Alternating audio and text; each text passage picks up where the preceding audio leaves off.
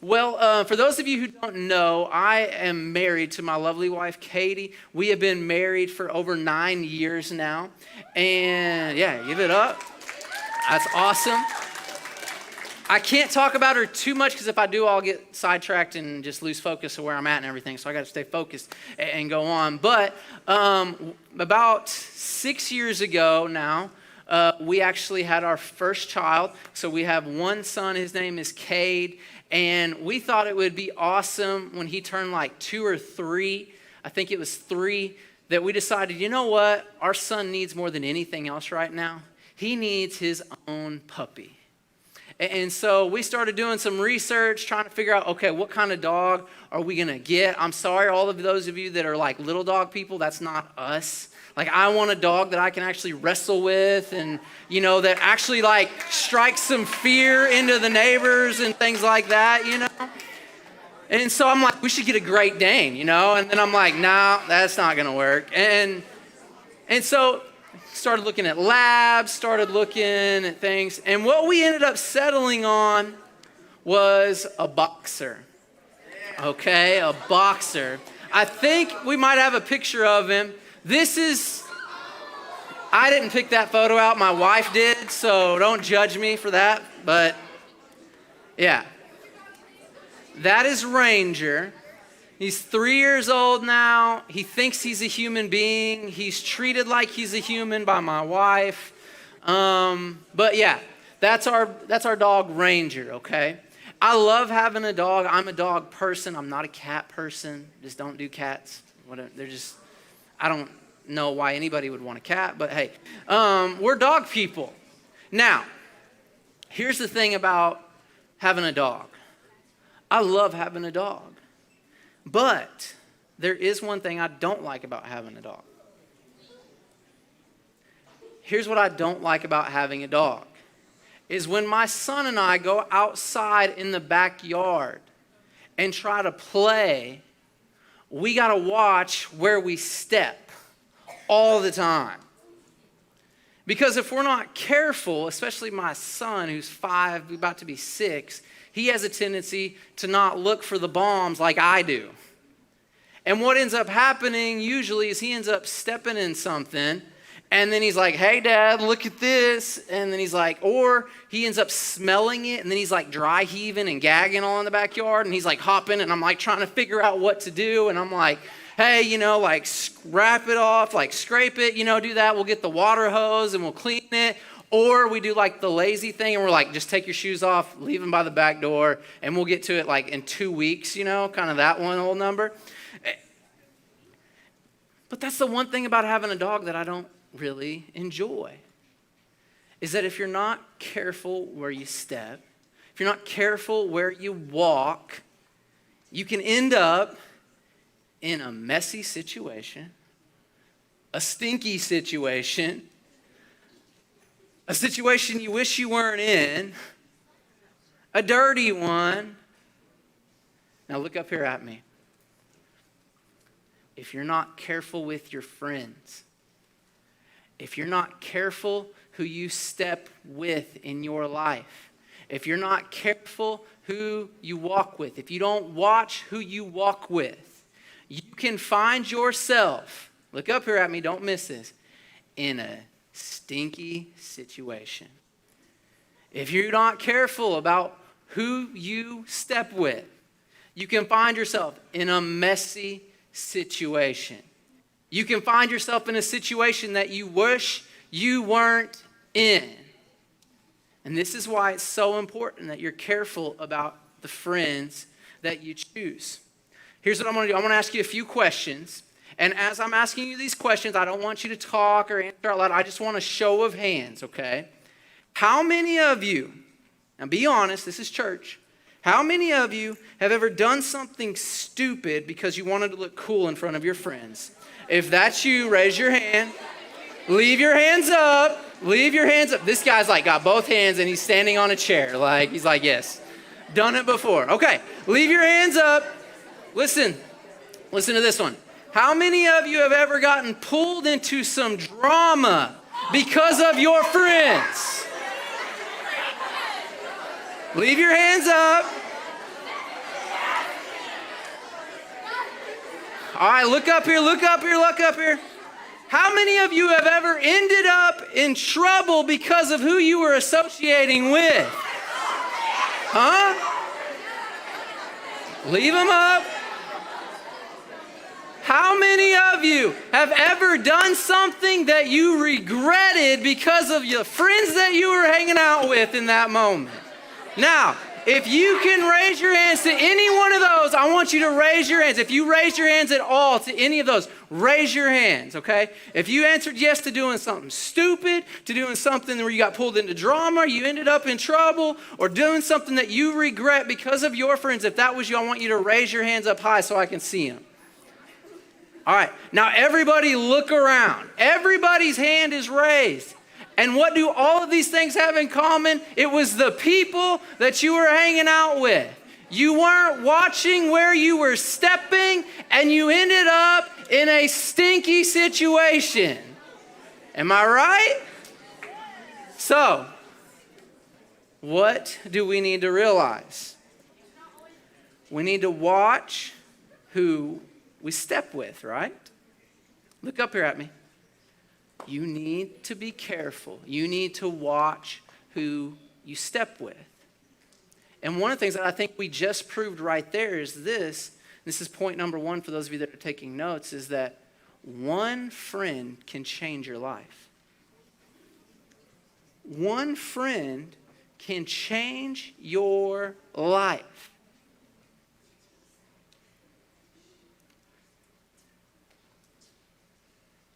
One friend. One friend can change your life. Look up here at me, everybody. All eyes up here. I mean this. One friend can change your life. Proverbs chapter 13 and verse 20 says it this way. Walk with the wise and become wise. Associate with fools and get in trouble. Now, I want you to realize something. Look up here. This verse, this one verse, comes with a promise and a warning. And the promise is that if you walk with wise people, if you watch where you step and you choose to step with people that are wise, the promise is that you yourself are going to become wise. But there's also a warning in this verse. And the warning, hey, everybody in this section, look up here at me. Everybody right here, everybody in this section here, look up here at me. This verse comes with a warning. And the warning is that if you choose to step with fools, you are going to end up in trouble. You are going to end up in a stinky situation. So you need to watch who you step with, because one friend can be the difference in you becoming wise and you ending up in trouble. One friend can completely, radically change your life. A perfect example of this is a guy found in the Bible by the name of Saul. A little bit about Saul's background is there was a time in Saul's life where he absolutely hated people that followed Jesus. He hated him. He hated him so much so that when one of the Christians was actually having a bunch of guys take rocks and throwing them at him until he died, that Saul was literally that guy who was like, hey, give me your coat. Like, I want you to have full range of motion as you're throwing rocks at this dude's head. So give me your coat, I'll hold him. And he was okay with a guy being murdered for what he believed in. As a matter of fact, he was so strongly against Christians that there was a time in his life where he went to the government officials and he said, hey, I think we need to lock Christians up in jail. Can I have permission from you as an authority in this world, to go and lock Christians up and put them in prison and put them in chains? And as he was on his journey to go and do that, he had a story-changing encounter with Jesus. And he realized that God was in fact real and that he was in fact who he said he was. And as a result of that one story-changing experience, from there he went on and began to preach about Jesus to the same people that he was persecuting. As a matter of fact, later in his life, he was willing to be beaten. He was willing to be crucified. He was willing to go to prison and be beaten for believing in Jesus. And he wouldn't stop telling people about Jesus. He was willing to become a martyr because of that one story-changing experience. Now, look with me in the book of Acts chapter 9. He has just had this story-changing experience with God. And as a result of that, as soon as he has this story-changing experience with God, he begins to preach Jesus to a bunch of people.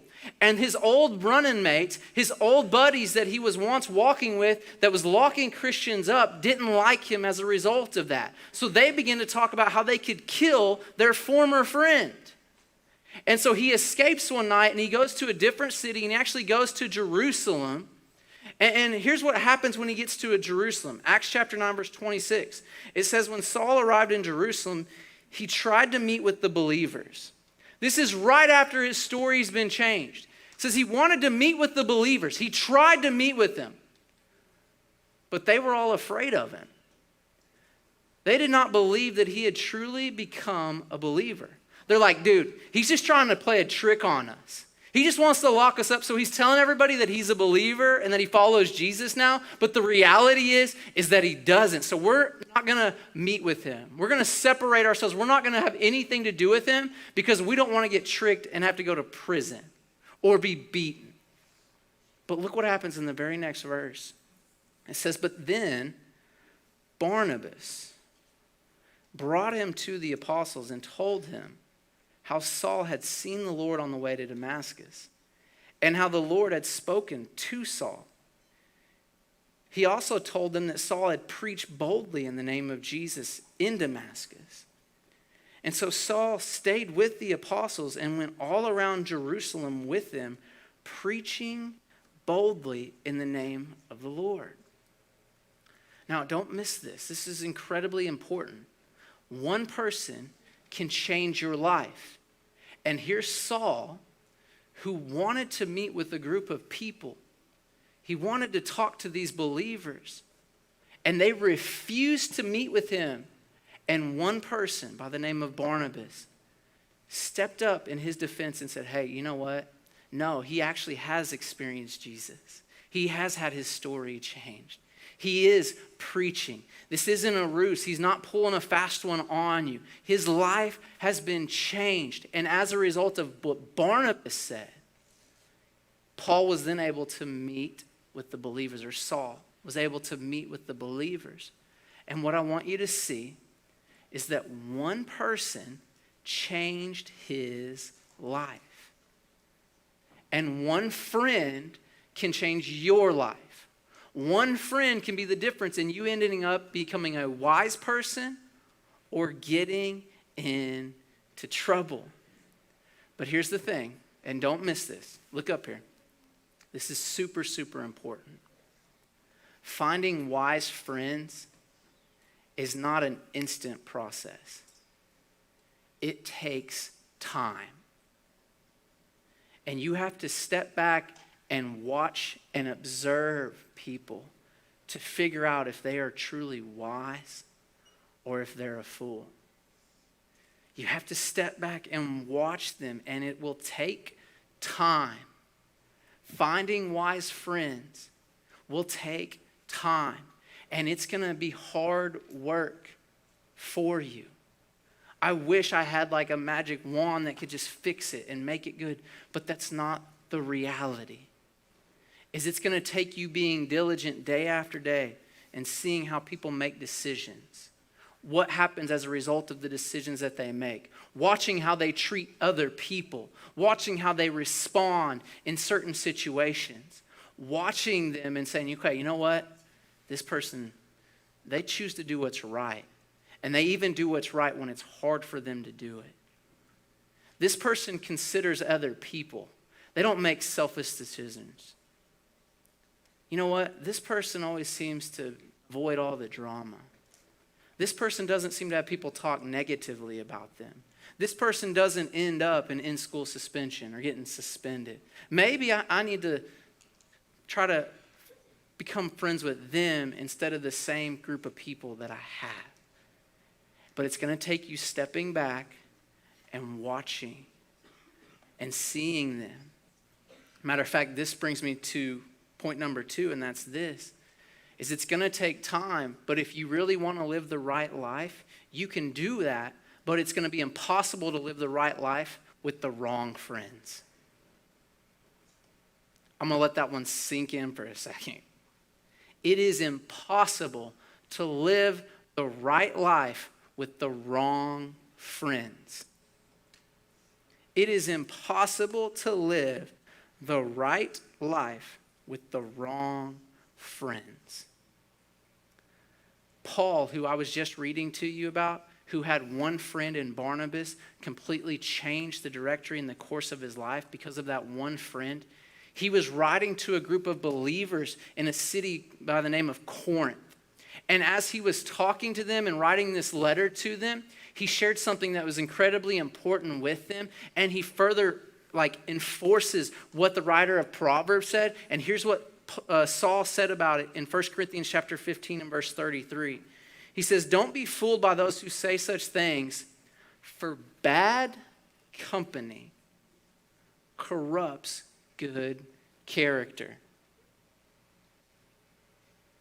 Saul, who had one person change the course of his life by getting him introduced to the disciples, he had one true friend in Barnabas in that moment, later realizes that, you know what, bad company corrupts good character. And I think what he's trying to get us to see, and what Saul wanted the people at Corinth, the believers at Corinth to be, is it doesn't matter how good your intentions are or how pure your motives are, your friends are going to influence you. Your friends are a force that are going to steer your life into a direction. And they're either going to steer your life to a life that you want, or they're going to steer you into a life where you end up in trouble. Perfect example. Here on a Wednesday night, the message is going on. And that person that just keeps talking. One, they're going to end up getting you in trouble. But secondly, they're causing you to miss out on this message that's going to change your life. So maybe that's something that you need to step back and do. Maybe you need to step back and be like, you know what? I don't need to sit next to these people anymore. Maybe I need to make sure that I find the people that are taking notes, that are paying attention. Because I mean well, but when I get around them and I see what they're looking at on their phone, it just derails me, and then I end up missing out on things while the message is going on. You mean well. Your intentions and motives are pure to pay attention. But that bad company is corrupting the good character. So that leads us to this. Pastor Mike, how do you know what a true friend is? Now, I'm going to give you some things that I look for, but please look up here and do not miss this. You don't hear anything else, don't miss this. As we've talked about in the last couple of weeks, God clearly outlines healthy boundaries for us in Scripture, in the Bible. And I, as a youth pastor, could go through here and tell you everything, but I want you to learn how to find God's boundaries for yourself. And so what I want to encourage you to do is for you personally to open up the Bible for yourself, for you to do a Google search for yourself and ask God to reveal to you what boundaries you need for your friendships. So I'm going to give you 4 of them just real quick. But this isn't a list of all of them, okay? There are more that you yourself need to go find for yourself in the Bible, in Scripture, for yourself. You can do a Google search. You can ask one of our amazing leaders. They will help you. If you want to come and talk to me afterwards, I will help you find some more of those. But we want to help show you and teach you on how to find stuff in the Bible for yourself so that you can begin to have healthy boundaries in your friendships. But here's just a few of them. And I'm going to go quick. Here's what true friends do. This is just 4 of them. They help you love God to the best of your ability. Proverbs chapter 27, verse 17, what it says is iron sharpens iron, so a friend sharpens a friend. And I'm just here to tell you that if you want to end up on the wise side of things, you need to do your absolute best to make sure that you find people in your life that are going to help you to love God to the best of your abilities. Listen, you do not want people in your circle that are going to cause you to question whether or not God is a reality. You want people that are going to help you to love God to the best of your ability. If there's people in your life that are causing you to question God, that needs to be a huge red flag that, you know what? Maybe I need to begin to put some boundaries between me and this person. Another thing, do they speak the truth with kindness? You guys can go look at the verses later, but are they honest with you? In other words, do they tell you what you need to hear, not just what you want to hear? Do they look at you and tell you when you are messing up? Do they look at you and tell you like, hey, you need to get your stuff together? If you continue down this road, you're going to get in trouble. I don't want to see you do that. You don't need to date that boy. You don't need to date that girl. You don't need to lie to your parents. Your parents love you.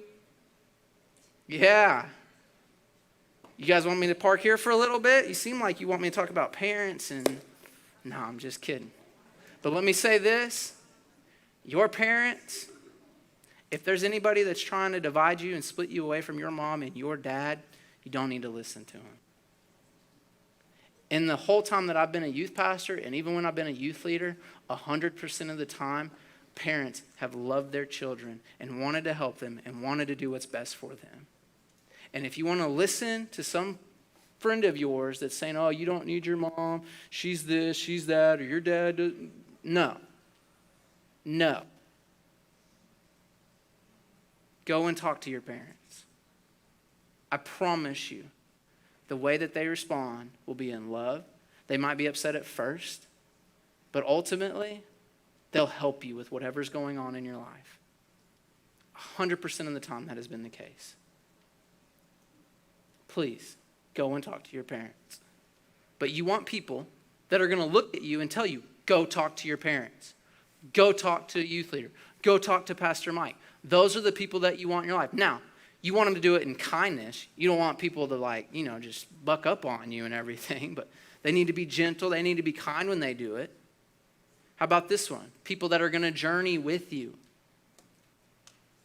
You ever had those people in your life that it's like when you're doing really good and life is good, they're a part of your life, but the moment you kind of have like a down day, they're nowhere to be found? That should be a flag to you to say, you know what? Maybe you're not a true friend. Because what I've found about true friends is they're the ones that are there for me when nobody else is. They're the ones that I can pick up the phone and call, and they're like, oh, hey, I got your back. I may not have the words to say, but I'll sit there quietly with you. You need a shoulder to cry on? Here's my shoulder. Go ahead. Snot all down the back of my shirt, all those things. They're not just with you during the good times. How about this one? And this is a big one to me. Do they represent you well to others? Oh. My personal opinion, the ultimate way to honor and show somebody respect is how you represent them to other people. And if you're going to represent me wrongly, that's going to be a big red flag that, you know what? Hey, you're not who I thought you were. You're not a true friend. But if they're going to have your back and not stir up the drama, come on now. It's a sign of a true friend. And when I say that they have your back, that doesn't mean that they lie just to have your back. Again, they speak the truth with kindness. They tell you what you need to hear, not what you want to hear. but they're there for you. Now, again, I'm not giving you every single one of them. You need to open up the Bible for yourself and go and find it. And if you need help, there's Google you could go on. There's youth leaders that you can talk to. There's me, my wife. There are people that will help you to find those boundaries. We are here for you to help you with that. But we also want to equip you to begin to do those for yourself. Okay? You say, well, Pastor Mike, I hear what you're saying. I realize that I need to watch who I step with, but as a Christian, aren't I supposed to love everybody? Like, how do I put boundaries up and barriers up with people and still love them and be a part of their life? Like, how do I do all those things? And let me say it to you like this. Point number 3, write this down, is that some people can stay in your heart, but not in your life. Some people can stay in your heart, but not in your life.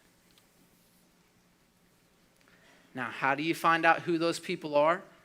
Matthew chapter 7, verse 20 says this: just as you can identify a tree by its fruit, so you can identify people by their actions. Okay? So if you want to know who somebody really is, again, step back and observe their actions. Now, you say, well, Pastor Mike, like, how do people stay in my heart but not in my life? Like, I'm supposed to cut people off, but we're Christians. We're supposed to love everybody, all of those different kinds of things. Let me put it to you like this. We have a little diagram I want to put up with 3 different circles, and I got to go quick. But here's how I would describe it to you.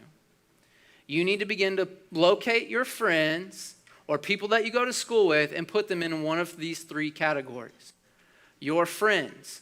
Those are the people that have made it to the boundaries that you've laid out. These are the people that you know of that are true friends, that there's a give and a take. It's not just a one-sided relationship. It's not just you pouring into them and them never pouring into you. It's a true relationship where it's give and take, and they have met the standards that you have for friends. And then there's this next group of people. Those are your potential friends. Those are the people that you're still like, you know what, I need more time to observe and check out and see who they really are. These are the people that you have a relationship with, that you really, like, you know their names, you know a little bit about them, you're in school with them, all these different kinds of things, but yet you're not letting them into your heart. You're not letting them into that place where they're actually speaking into your life, that you're taking advice from. Those are not. That's who is in that potential circle. And then there's this last circle that everybody else falls into. And that's the people that you want to reach. That's the people that you look at and you say, hey, you know what? We might have different belief systems. We might see the world differently. You might have things that you value that I don't value, and I have things that I value that you don't value. But here's the deal. As a believer in Jesus, I'm going to love you right where you're at. And we don't have to be buddy-buddy, but I'm here for you if you need something. Those are the people that you're trying to encourage, that you're committing to be that light to, those people that you're committing to pray for every single day. I don't know why that is flashing. It's kind of weirding me out. Is it weirding anybody else out? It's like, blah, blah, blah. And I'm like, good grief. But anyway. 3 groups. Friends. These are the people that you're allowing, that you're giving the privilege of speaking into your life. Then there's the potential, the people that the jury's still out on. And then there's everybody else, the people that you want to reach, the people that you're saying, hey, we may not be friends, we may not be buddy-buddy, but there is a God who loves you and who cares about you. So, I say all that to say this. You need to constantly be evaluating people. And here's the deal. You might have somebody in your friend group in one season of your life, and the next season, because of decisions that they've made, they might move to a different group. And that's okay. It's okay. Because as we've learned tonight, you need to be extremely careful about who you step with. Because if you step with the wrong people, you're going to end up in a stinky, messy, dirty situation that you don't want to be in. So here's what I want to do. Every head bowed, every eye closed. I want to pray for you just real quick. Shh.